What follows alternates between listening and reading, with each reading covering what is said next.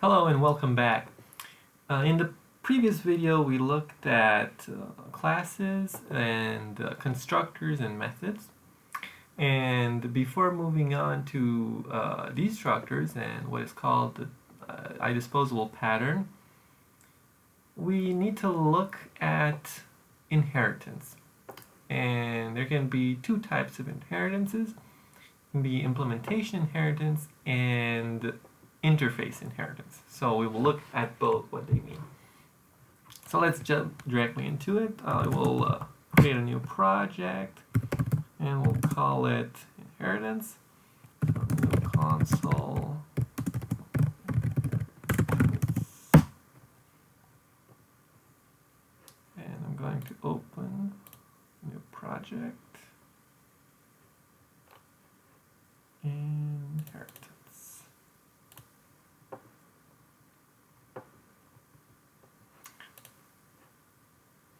Okay, and let's say that someone wrote a class called window, and in this window class they implemented a lot of things, like for example how to resize a window and how to move a window on the screen, how to minimize a window, how to maximize it, how to set a custom border on the window, how to give the window a title, and so on.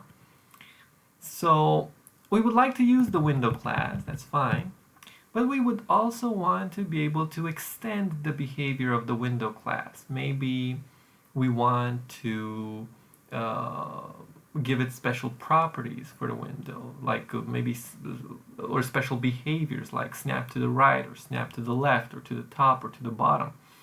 Or maybe we want to add behavior by adding content to the window and then defining how the contents inside that window behave.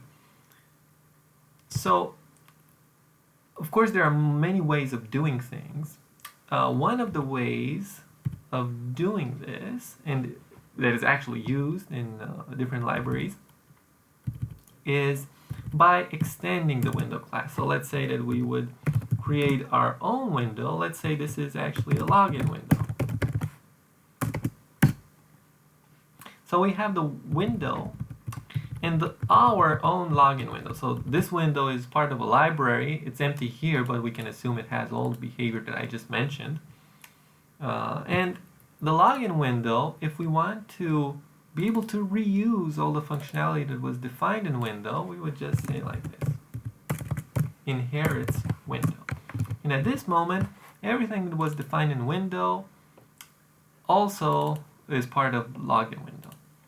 But now, let's say that the window had an opportunity to create different controls. So let's say that in here we have controls. Like this, an array of control. Of course, we need to define the class control, otherwise it will complain.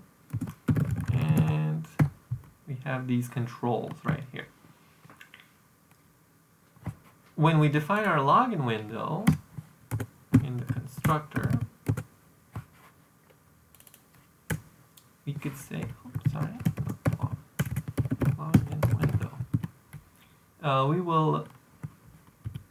We want to maybe initialize the controls. So let's say the controls for our login window are,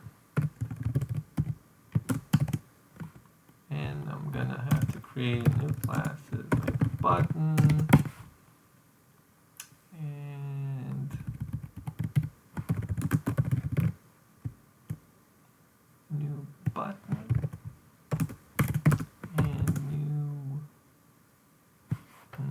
Say we have also a text field.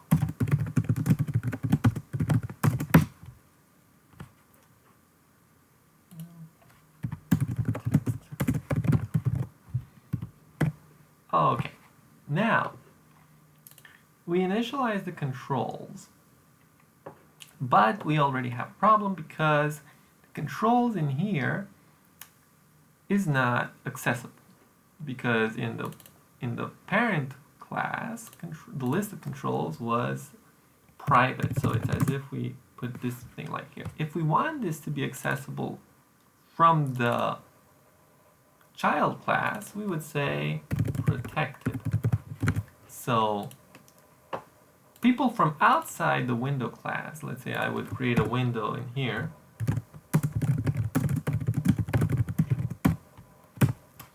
I could not access the controls because, well, let me say like,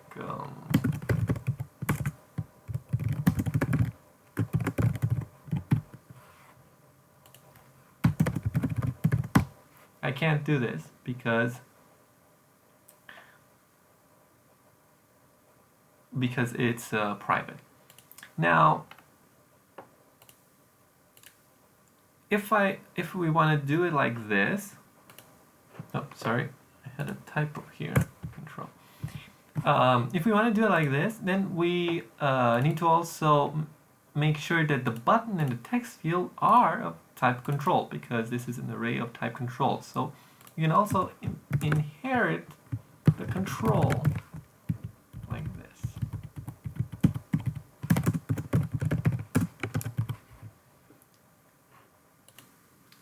And I'm guessing I need to build first.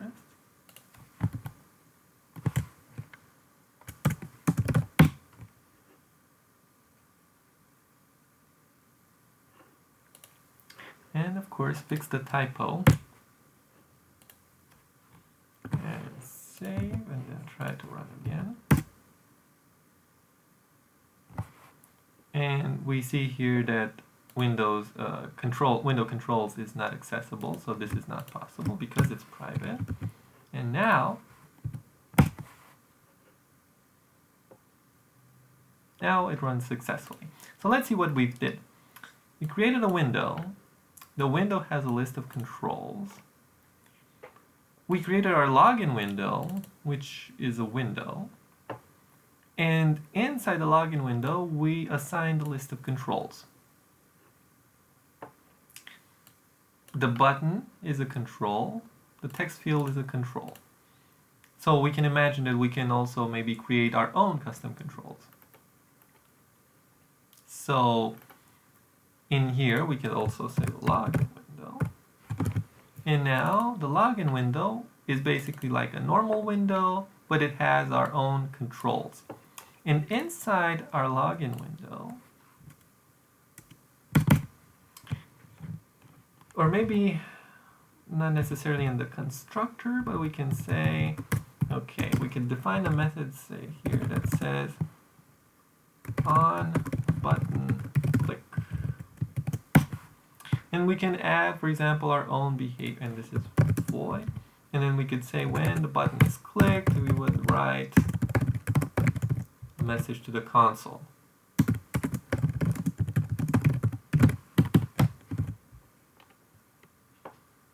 And in here, we would define, let's say, click, we want to make it public, something that happens on click. And for the text field, we could say right, or input maybe. And something would happen on input. And the control class might have things that are custom to controls, like in general to controls, like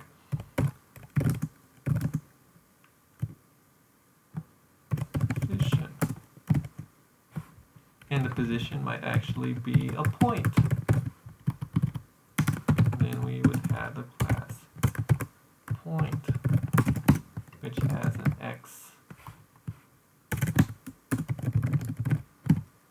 and a Y.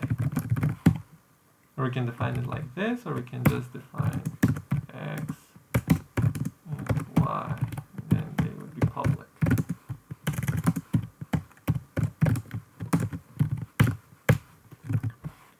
And so we have the position.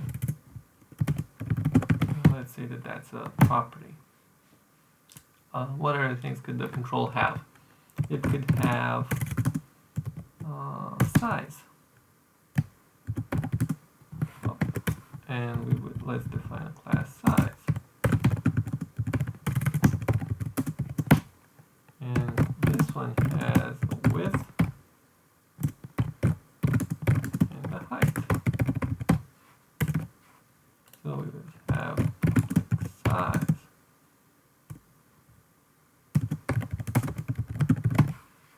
So size of type size. And so on.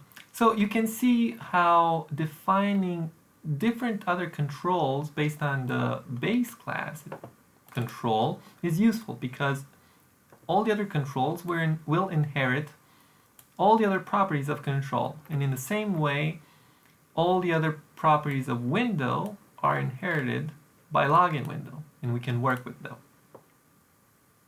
So it just makes sense to be able to extend the functionality of a class with other functionality by using this mechanism. Another way of reusing classes like this would be by composition. So composition is not an inheritance mechanism, but if we mention inheritance, it's worth mentioning this other approach, which we'll see again and again in other problems later. But let's see how we would use composition to be able to extend functionality. So let's say that we want to have a custom control that does a specific thing. So let's say that in our custom control, we want to extend, let's say, the password input field with some specific functionality, like a custom validator, let's say. So we would define our password input field, and this has to be a type of control because it will be part of the list of controls. So this is inheritance up to this point. But inside the password input field, we could have a component, let's say text field, and this would be of type text field. And we would also need maybe, let's say, class password validator. And we would have a password validator here. So notice that we haven't derived, and we could have, but we haven't derived from text field like this, and then the password input field would have been a text field. But instead, we said it's just a control that has inside of it a text field and some other things. And then we can play around with those. So this in here is the composition. Instead of deriving from text field, we include a text field inside this password input field. And maybe we also want, you know, how the password input field sometimes has a button that allows you to see the password or not. So we could also have a button inside here that see password button. And so on. So we are composing the control instead of inheriting from one single control. It's obvious that in this case you can't inherit the properties of both a text field and a button. What would that look like? You know, something that is both a text field and a button. Clearly we want these to be two separate things. So especially in a case like this, we just compose the behaviors of multiple components, multiple objects into one bigger object. Now, so this is inheritance, class inheritance or implementation inheritance, and composition here. Another thing that C# allows is using interfaces. And for interfaces, I'm just going to create a new program so I can leave this as is. So going here and .NET new console interfaces. And going to open it.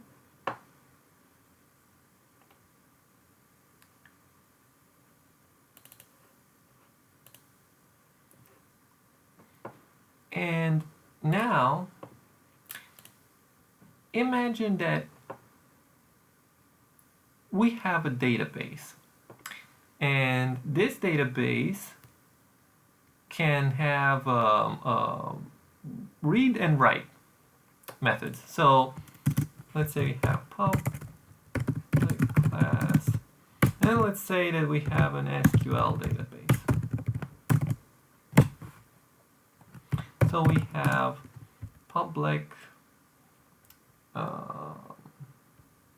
void write, and then we pass in a string, let's say, which is the data, and inside here we do something with that data, and then we have public string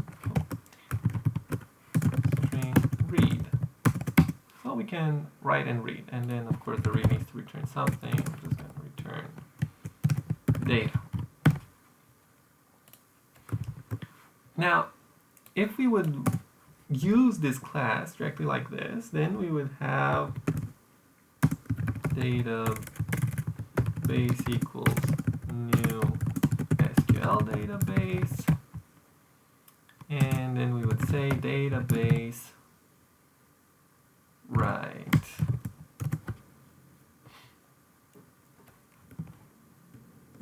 my data, and then actually I can implement like a very simple in-memory database, and I can say declare a string like this,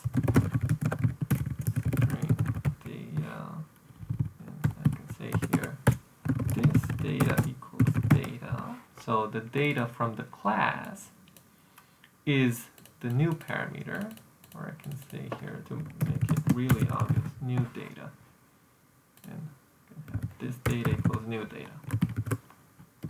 And then in this case, I don't have to differentiate by using the word this. Anyway, coming back, and here we would just return data, this object right here. So we just write the data, and then we could say console database read. Let's see, so we should just see displayed on the screen my data. So, terminal.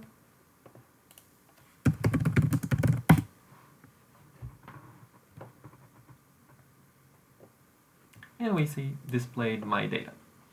So this is a very, very simple rudimentary in-memory database, let's say. And now, let's say at some point, we have a user of our application that decides he wants to use files instead of SQL database. So let's say that they write their own class and then say file. And file behaves exactly like a database, but instead of course, instead of actually writing to a database here, not to an in-memory stuff, they write to a file. So in our case, the implementation is the same, but in real-world scenario, in here we would actually be writing to a database, and in here we would actually be writing to a file. Now, there's a problem because we would need to change in here the code and use file if we want to use the file. So either we use the SQL database, either we use the file. We could create two versions of the program, and then I could use my SQL database version and he could use his file version. But there's another way. Because you can imagine that our application doesn't have just one call to write, maybe it has multiple calls to write, and maybe it needs to use this database in multiple locations. So let's say that maybe we have a module that is public save employee. And then we would have public save, who else is in employee manager. And then maybe we have public save taxes and so on. So in each of these methods, and of course they all return void.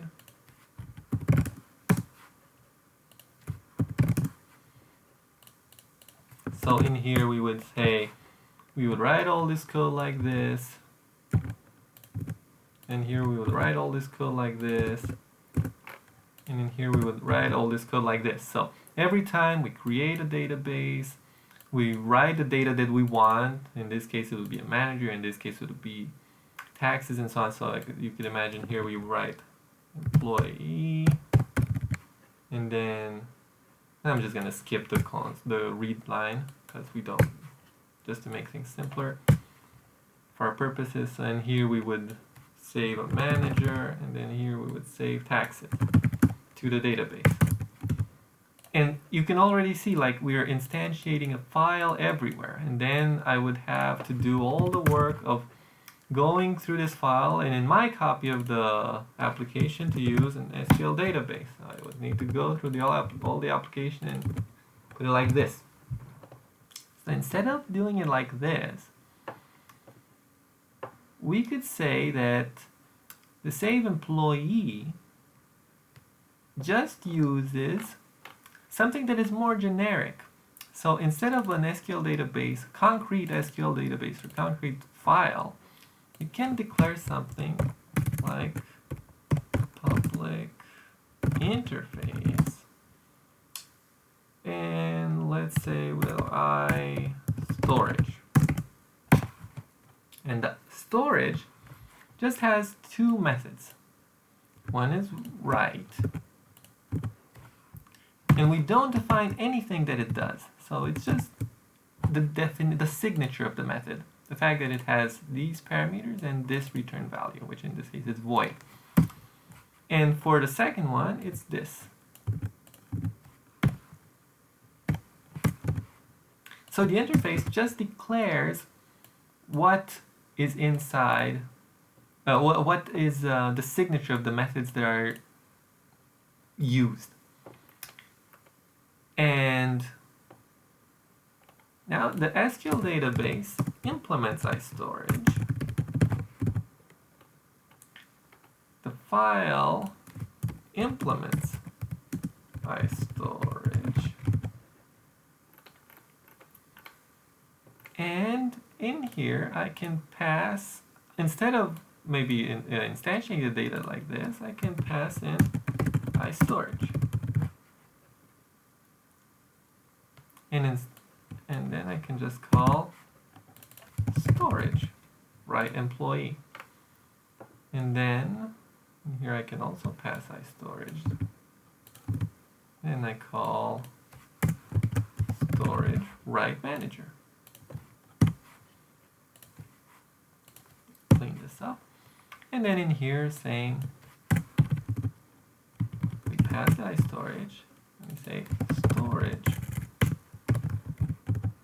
right. And in here, when we would call save employee, and we pass in the storage, here in only one place we can say new SQL database or